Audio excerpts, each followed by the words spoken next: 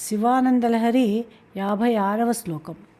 నిత్యాయ త్రిగుణాత్మనే పురజితే కాత్యాయని శ్రేయసే సత్యాయాది కుటుంబినే మునిమనః ప్రత్యక్షచిన్మూర్తయే మాయా సృష్టజగత్రయాయ సకలాంనాయాంత సంచారిణే సాయం తాండవ సంభ్రమాయ జటినే సేయం నతిశంభవే. తాత్పర్యము: శాశ్వతుడును, బ్రహ్మ విష్ణు రుద్ర రూపములు కలవాడును, త్రిపుర జయును, కాత్యాయని మనోహరుడును, సత్యస్వరూపుడును, మునుల మనస్సులకు గోచరమైన చిత్స్వరూపుడును, మాయవలన ముల్లోకములను కల్పించువాడును, వేదాంత వేద్యుడును, తాండవ నృత్యమునందు పరమానందమును జటాజూటము కలవాడును, మొట్టమొదటి సంసారియునైన శివునికి నమస్కారము. ఇది తాత్పర్యం. వివరణలోకి వెళితే ఈ శ్లోకము ఈశ్వరుని నృతించే ఒక అద్భుత స్తోత్రం.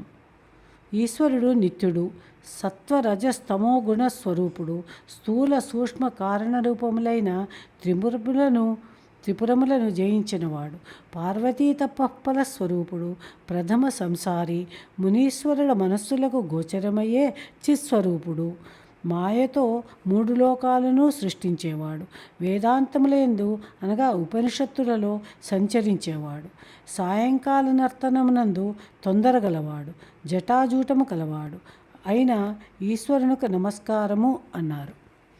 పాదార్థంలోకి వెళితే నిత్యాయ త్రిగుణాత్మనే. ఇవన్నీ ఈశ్వరుని గుణగణాలను వర్ణించి చెప్పే విశేషణాలు. నిత్యాయ అనగా చలనరహితుడు అనగా శివుడు శాశ్వతుడు, సర్వకాల సర్వావస్థలలోనూ ఏకరూపంగా ఏ వికారము లేకుండా ఉండేవాడు ఈశ్వరుడు. త్రిగుణాత్మకుడు అంటే సత్వము, రజస్సు, తమస్సు అనే మూడు గుణాలతో, బ్రహ్మ విష్ణు మహేశ్వర నామాలతో మూడు రూపములు పొందినవాడు అని. పనిలో ఉన్న భేదాన్ని బట్టి వ్యవహారం కోసం బ్రహ్మ విష్ణు మహేశ్వరులు అనుకోవడమే కానీ ఆ ముగ్గురు శివుని మూర్తులే. పురజితే, పురములు మూడు, స్థూల సూక్ష్మ కారణములని వాటికి పేర్లు. ఇవి జీవులను పరమేశ్వరుని నుండి వేరు చేసి సంసార బంధంలో చిక్కుకొనిపోయే విధంగా చూస్తూ హింసిస్తాయి. అందుకే వాటికి అసురులు అని పేరు పెట్టారు. ఆ త్రిపురాసురులను జయించడం మానవులకు దుష్కరం. వాటిని జయించకపోతే సచ్చిదానందమైన పరమేశ్వర తత్వంతో ఏకరూపత కలగదు. అది కలగకపోతే కష్టం. అది కలిగితే పరమానందం కలుగక పోవటం పరమ దుఃఖం. అందరికీ ఆనందం అందించడమే పరమ లక్ష్యంగా ఈశ్వరుడు స్థూల సూక్ష్మ కారణ శరీరాలు అనే పురాలను మూడింటిని జయించాడు. అందుకే ఈశ్వరుడు పురత్తు అన్నారు. ఈశ్వరుడు త్రిపురాసురులను జయించాడని పురాణకార కూడా ఉంది.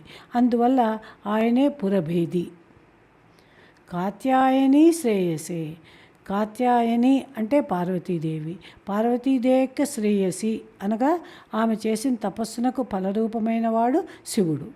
అట్టి పార్వతీపతి అయిన శివునకు నమస్సులు. కత్యయుని గోత్రంలో పుట్టింది కాబట్టి పార్వతీదేవి కాత్యాయని. మోక్ష మార్గములు ఎన్ని ఉన్నాయని విచారించేవాడు కత్యయునుడు. కాత్యాయని ఆయన గోత్రోద్భవ. కాత్యాయని ప్రేయసే అని కూడా పాఠాంతరం ఉంది. దానికి కాత్యాయని భర్త అని అర్థం. సత్యాయ, భూత భవిష్యత్ వర్తమాన కాలములు మూడింటిలో ఒకే విధంగా ఉండేవాడు సత్యుడు.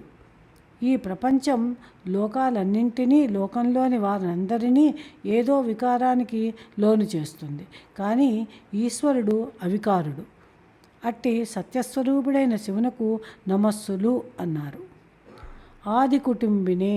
ఆది కుటుంబి అంటే మొదటి సంసారి.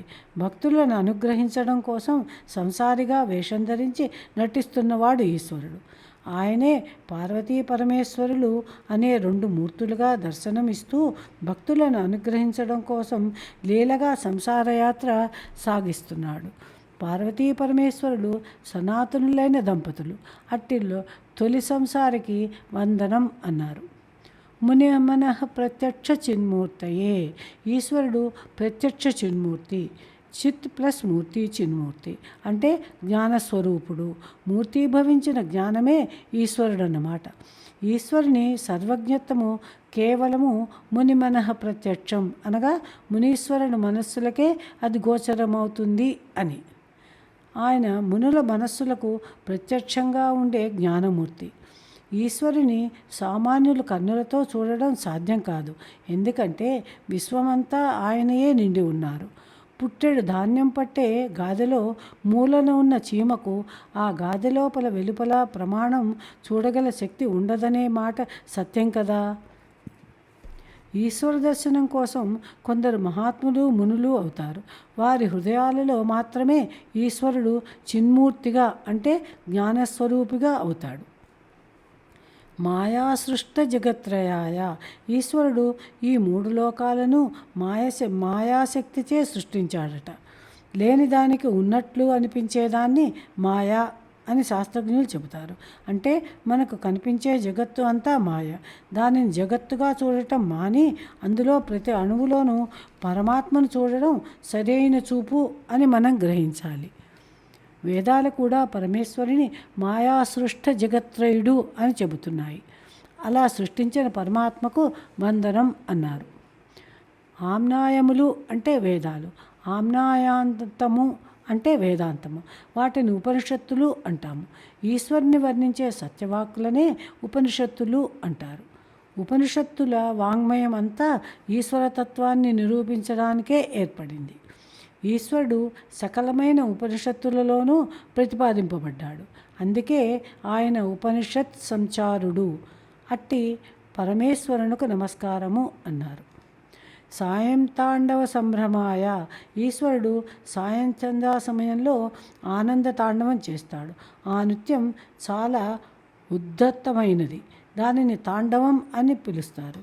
పార్వతీదేవి చేసే నృత్యాన్ని లాస్యం అని పిలుస్తారు. పార్వతీ పరమేశ్వర నృత్యములు సర్వత్రా వ్యాపించిన చైతన్యానికి సంకేతాలు.